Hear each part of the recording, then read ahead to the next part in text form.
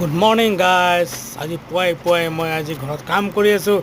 এই কাম হ'ল যে বহুত দিনৰ পৰা মানে মানে এই কৰিম বুলি আজি সময় পালোঁ। লেচেৰমাহ গছজোপাত মই জেং লগালোঁ আৰু মানে কিমান বজাৰৰ বস্তু কিনি খাব গাইজ, মানে বিনা সাৰ ইমান সাৰ দিয়া বস্তু মানে কিনি খাই মানে নোৱাৰা হৈছে। টকা পইচাৰো অভাৱ হৈছে, নিজে ঘৰত চব্জি লগাওঁ খাওঁ। তাকে মোৰ বাৰীত ভালেমান চব্জি আছে, বেঙেনা আছে, তিহু লগাইছোঁ, তাৰপাছতে মই বিভিন্ন চব্জি লগাইছোঁ। কিন্তু মোৰ কেমেৰামেন নোহোৱাৰ কাৰণে মই এটা জেগাতে কেমেৰা ৰাখি মই অলপ কাম কৰি দেখুৱাইছোঁ, বেয়া নাপাব। কিন্তু মোৰ কেমেৰামেন নাই, মই অকলে কৰিব লগা হৈ যায়।